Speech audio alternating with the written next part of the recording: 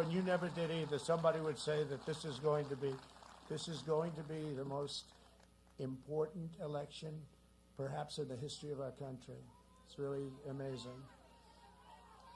The greatest threat to American democracy is the concentration of power among a small group of unelected special interests, the big tech CEOs who have been put in a position by us giving a law to them, Section 230. We've given them that power. And you know, that can be taken away. That can be taken away. And probably has to be taken away. I see it better than all. I see it so obviously. I see it because of what I do on social media. For me, it's very easy to see. I see things that nobody would believe.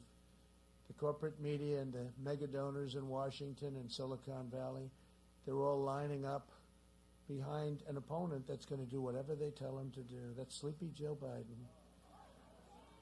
It could have been the greatest. You know, if you look, we look at the amount of money that he has raised, hundreds of millions, $300 million 1 month.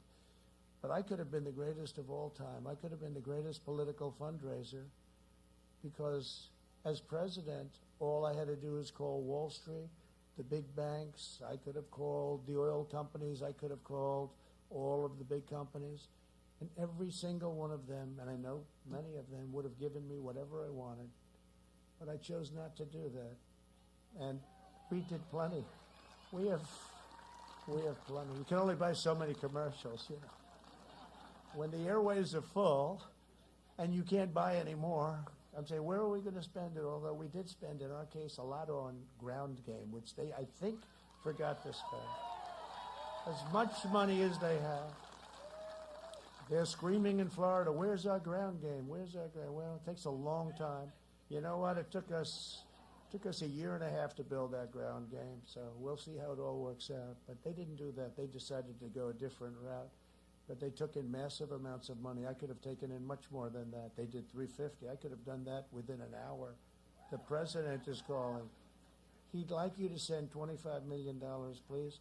Who's going to tell me no? Nobody. But the problem is when they call in 6 months needing a favor that's worth billions, it's very hard, especially me being a loyal person, not a dishonest person, but a loyal person. It's very hard for me to say, no, I don't want to take his call. No, his or her call. No, I don't want to do it. So it really, you're compromised. It would have compromised our nation. So I didn't want to do that. Joe Biden works for them. I know them very well. I know them far better than he does.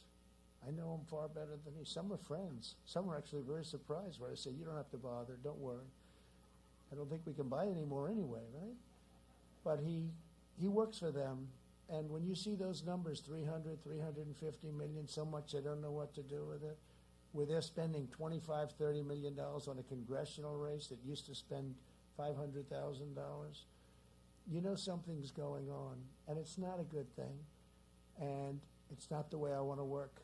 This was one opportunity to do something special. This isn't a company. This isn't making some money. This is one opportunity to turn our country around.